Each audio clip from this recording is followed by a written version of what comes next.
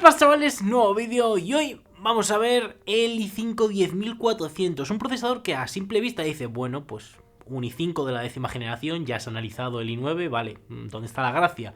La gracia está en que este procesador es igual de potente, o mejor dicho, casi igual de potente que un i7 de la anterior generación con 6 núcleos, 12 hilos, porque es realmente lo que tiene, 6 núcleos, 12 hilos. Problema, que no se puede hacer overclock, pero se pueden hacer ligeros ajustes como veremos luego. ¿Qué vamos a hacer en este vídeo? Bien, lo que vamos a hacer es básicamente compararlo contra el 3600, que también tiene 6 núcleos, 12 hilos, y contra el 1600 AF, que también tiene 6 núcleos y 12 hilos, pero a un proceso de fabricación mayor. Y vamos a ver qué es mejor y por qué, con pruebas y dando nuestros propios argumentos, y ya que cada uno pues valore si lo necesita o no lo necesita. Para las pruebas que vamos a utilizar, pues bien, muy sencillo. Una Z490 con el i5, el procesador de Arctic, una RTX 2080 Super para que no tengamos pues ningún problema a la hora de jugar en 1080. Luego haré pruebas también en Quad HD o 2K, como lo queréis llamar, aunque no es lo mismo, ya sabéis, siempre lo repito, pero por si acaso. 32 GB de RAM y un SSD de 1 TB, o sea que no tenemos problema de ningún tipo, y una fuente de 1000 vatios de Seasonic, que es la que siempre utilizo. Y en la plataforma de Ryzen podemos utilizar los Ryzen y mismo hardware, pero cambiando la placa por una X570. En la primera prueba tenemos Cinebench y lo que vemos es que en mononúcleo gana AMD con 479 puntos, en multinúcleo también gana, entonces toda aplicación que sea de un uso similar a Cinebench, tipo Blender, 3ds Max, aplicaciones de arquitectura, aplicaciones de modelado, pues el Ryzen va a ser mejor. Luego también tenemos el 1600 AF, que bueno, se defiende como puede para costar 100 euros, 110 ahora, lo han subido, cabrones. Por lo que los tres procesadores en Cinebench te dan una buena puntuación, no hay ningún problema. Siguiente paso, los juegos. He probado un par de juegos, no hace falta que pruebe un montón de juegos para ver si es malo o es bueno, ya te puedes hacer una idea y podemos sacar las conclusiones, que es lo que realmente me interesa. El Tomb Raider, primer juego que voy a probar. Pruebas en alto, voy a hacerlo todo en alto, no voy a poner muy alto, en alto, para que me da más fotogramas con los 2080 Super. Y lo que vemos en 1080 es Intel gana. Aquí creo que no va a haber una diferencia que digas, hostia, me gana AMD. No, o sea, Intel normalmente te va a ganar en los juegos, y más si lo estás haciendo en 1080. ¿Es mucha la diferencia? 10 fotogramas con el 3600, con el 1600 AF sí que notas más diferencia, eso es verdad, pero bueno, algo esperable con el tipo de arquitectura que tiene cada procesador y con la latencia de la RAM, algo muy importante y donde Intel pues todavía tiene la ventaja. Si hacemos las mismas pruebas pero en 2K, pues vemos que aquí el limitante ya te da un poquito igual. O sea que si vas a utilizar cualquiera de estos tres procesadores y la 2080 Super y vas a jugar en 2K o Quad HD o en 4K o Ultra HD, pues te da lo mismo cógete uno que cógete otro. Incluso te puedes coger el 1600 AF. Para el que todavía siga pensando, lo repetiré más veces en más vídeos, pero que estamos ahí diciendo, hostia, que voy a jugar en 4K. Si solamente vas a jugar, no vas a hacer nada más, pues si vas a jugar en 4K, es que hasta el 1600 AF te vale. Porque los fotogramas que te va a dar van a ser los mismos, prácticamente los mismos, 1 o 2 fotogramas de diferencia. ¿Qué es eso? Si pasamos al Red Dead Redemption, aquí vemos que es diferente la optimización del juego respecto al Tomb Raider, y hay 110 versus los 105 que tiene el 3600. El 1600 AF se queda un poquito por debajo, en los 95, bueno, un poquito, 10 fotogramas, te sigue dando el rendimiento, sí, pero se queda por debajo.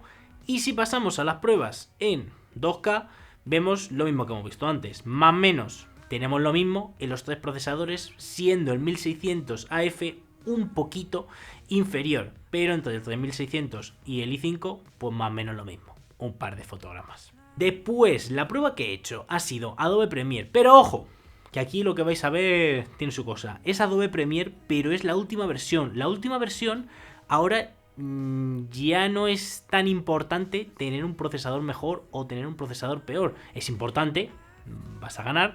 Pero ahora, como se utiliza la gráfica en la exportación con el códec H264, se reduce considerablemente el tiempo y no vas a ver una diferencia tan drástica como en todas las pruebas que había hecho yo anteriormente cuando comparaba un procesador contra otro procesador y no tenía esta función y tiraba a full de procesador, por lo que lo tienes que tener en cuenta. Otra prueba que he hecho, que ya vamos a empezar a hacer pruebas con streaming, que siempre me lo pide mucha gente, haciendo streaming.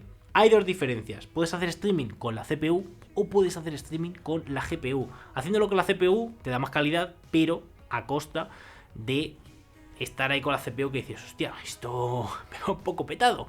No tiene por qué ser así. Realmente he probado los tres procesadores haciendo streaming, tanto en la CPU con los ajustes del OBS en 5000 megabits por segundo y los ajustes en medio, cuando estamos hablando de la CPU.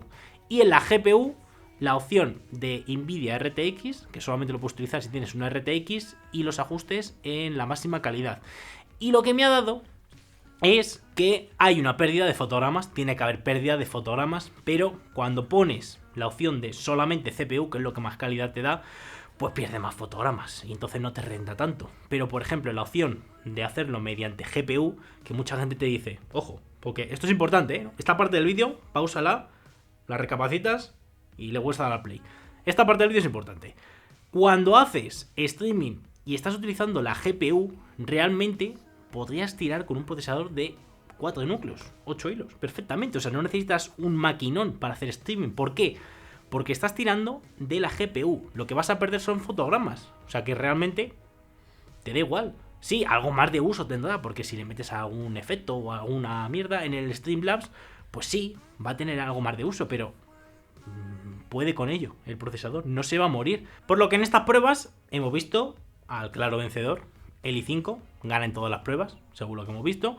Y ahora la cosa es ver el consumo. Ya lo habéis visto, en juegos es un mechero, porque realmente hay que tener en cuenta cuando en una arquitectura la frecuencia la ves y dices, pues me da igual, puedo poner directamente el procesador a 4 GHz, a 3,5, a 4,5 y sé que va a consumir una mierda. En Intel esa frecuencia está sobre los 4 GHz. ¿Por qué? ¿O cómo he averiguado esto? Pues muy fácil. Haces un overclock en un procesador que se pueda y vas probando. Y llegará un punto en el que para seguir subiendo y subirle a lo mejor 100 MHz, tienes que escalar de una manera que dices, tío, es que no me sale rentable. Es que estoy subiendo 100 MHz y a lo mejor me está consumiendo el procesador un 30% más. O un 40% más. Y dices, ¿para qué? Pues para nada. Entonces, lo que hay que tener en cuenta, que las pruebas de OCCT que he hecho, estresando la CPU, hay que tener en cuenta que la frecuencia a la que está cada procesador no es la misma. Es decir, que cuando estresamos cada procesador con OCCT, con datos pequeños, instrucciones AVX, que es lo más demandante, muchos procesadores te ponen, sí, se pone en turbo a 4. En este caso, se pone a 4, pero llegados unos 40 segundos más o menos, 40, 45 segundos, baja y se queda a 3,6. Por eso hay dos lecturas diferentes, que son las que veis en la tabla. ¿Se soluciona esto? Pues a esta parte del vídeo quería llegar. ASRock ha sacado un software que se supone que te quita esta limitación y es lo que muchas páginas te decían. ¿Te puede hacer overclock en los procesadores que no son K? No, esto no es un overclock. Esto lo único que te hace es que cuando se ponen las frecuencias turbo, se pongan las frecuencias turbo durante más tiempo. Es decir, por ejemplo, en este procesador, la frecuencia turbo, la máxima, es la de 4 GHz, pero no te la mantiene todo el rato. Te la mantiene por lo que habéis visto, 40 segundos. Dice, bueno, después de 40 segundos te baja a 3,6 GHz. Si tú activas esta función, en la placa base pasa algo. Pues en este procesador, no. O sea, se queda ahí parado. En otros procesadores se supone, no lo he probado, que te lo aguanta más tiempo. Pero realmente esto es una gilipollez. ¿Por qué? Pues porque es algo que ya se podía hacer a mano. ¿Cómo se podía hacer? Pues muy fácil, con la herramienta de Intel. Intel Stream Utility. Ya lo utilicé en portátiles. Y con esta herramienta, aparte de hacer Undervolt, que se lo puedes hacer, eso también se puede hacer en los Ryzen, pero puedes activar que el tiempo que se mantiene el procesador en turbo sea indefinido. En vez de 28 segundos o 40, le pones 100, 200, 300. Y luego, Tech Power Up tiene otra herramienta que es mucho más potente que Intel Stream Utility, que la estaréis viendo en pantalla, y es prácticamente lo mismo, pero mejor. O sea, pueden meter una configuración que te cagas. Haré un vídeo de esto próximamente Y es que es la hostia, porque prácticamente lo que le está diciendo, oye, quiero que el turbo me lo mantengas para siempre, porque le pones ahí una cantidad de segundos ilimitada y el procesador prácticamente va a estar todo el rato a 4 GHz, entonces no va a caer. Así que esta herramienta del overclock, pues realmente es una tontería. Si tienes un procesador que no es K, no puedes hacer overclock, punto. Y comentando un poco los consumos y la temperatura, los consumos los he medido tanto con el cacharrín que tengo interconectado, que te lo mide, que eso... A ver, tienes que tener en cuenta que son dos placas diferentes, no es la misma placa, entonces los consumos pueden variar un poco. Del que te tienes que fiar realmente es el que te marca OCCT, que es el que te dice, oye, pues esto consume 90 vatios o 80 vatios. En consumo vemos que consume muy poco cuando se pone a 3,6, cuando baja lo de la frecuencia turbo, pero cuando se pone a 4 GHz, pues más o menos te consume unos 84 vatios, una cosa así, y está bastante fresco. O sea, realmente con el disipador este de Arctic es súper overkill, es que no se calienta. Entonces he cogido el disipador de stock, que es el que te viene, que siempre hateamos todos, el disipador de stock de Intel, y ahí sí que te coge más temperatura. Ahí fácilmente nos podemos ir a los 75-80 grados. Que claro, yo lo tengo aquí sin caja ni nada, o sea que, bueno, si tienes una caja cerrada, estás en un sitio que haga calor, en verano puede verse ahí un poco afectado y llegar fácilmente a los 90 grados. Yo pillaría un disipador mejor en caso de que fueras a comprarlo. Que ahí viene ahora la cosa, ¿me lo compro o no me lo compro? Aquí la cosa no es que te lo compres viendo lo que rinde. Sí, viendo lo que rinde está muy bien, porque más o menos en precio, este está en 200 euros, este en 180. Hay que ver también que nadie en su sano juicio, vamos, dependerá de lo que vayas a hacer, pero no te compres el 10.400 normal. En caso de que lo fueras a comprar, cómprate el F, porque vale 20 euros menos y te están quitando la gráfica. Y dirás, pero me están quitando la gráfica. Ya, pero es que si lo vas a usar para jugar, pues le vas a montar una gráfica externa. ¿Para qué quieres la gráfica dedicada? Te estás ahorrando 20 euros con lo que eso conlleva, y además, al quitarle la parte de la gráfica, se calienta menos. Todos los modelos F se calientan menos que los que no son no F. Calidad-precio, gana 1600 a F. Indiscutible. Tendrá menos fotogramas, todo lo que tú quieras, pero te estamos quitando 70 euros de diferencia. Bastante considerable. Problema, que si te quieres comprar el Intel, por cojones, te tienes que comprar una placa Z490. Vale, vas a tener una placa Z490. Si en un futuro quieres poner un procesador K, imagínate, un i9 o un i7 o yo que sé, lo que te dé la gana, puedes ponerlo, puedes hacer overclock. Vale, muy guay. ¿Qué pasa? Que el que quiera montarse algo para jugar y a lo mejor se quiere gastar 700, 800 euros, le estás obligando a que se gaste 150, 160 euros en la placa y realmente... Sí, se lo va a gastar, va a ir bien, como habéis visto, pero es una putada. Es una putada porque no hay una placa que sea económica de la 10ª generación todavía en el mercado.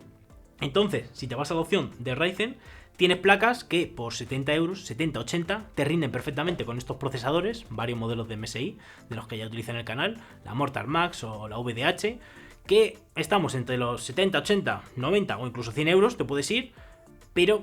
tienes una placa de gama media, podríamos decir, que para un presupuesto de a lo mejor 800, 900 o 1000 euros te podría valer.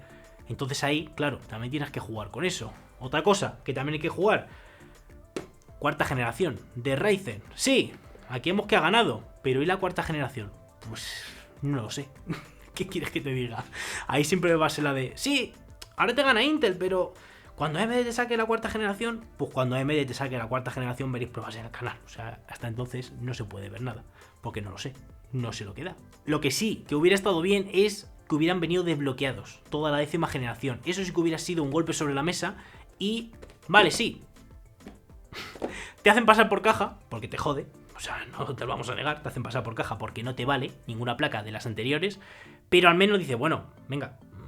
puedo tener el procesador y lo tengo desbloqueado. Ahí hubiera sido una buena opción para hacerlo, pero no lo han hecho. Entonces, como lo han hecho, pues eso. Así que nada, con eso llegamos al final del vídeo. Si os ha gustado, me encantaría que lo valorarais positivamente. Like a tope como siempre. Os suscribiréis para más vídeos así. Tendréis todas mis redes sociales por aquí y en la descripción. Y nos vemos en el siguiente vídeo. Un saludo.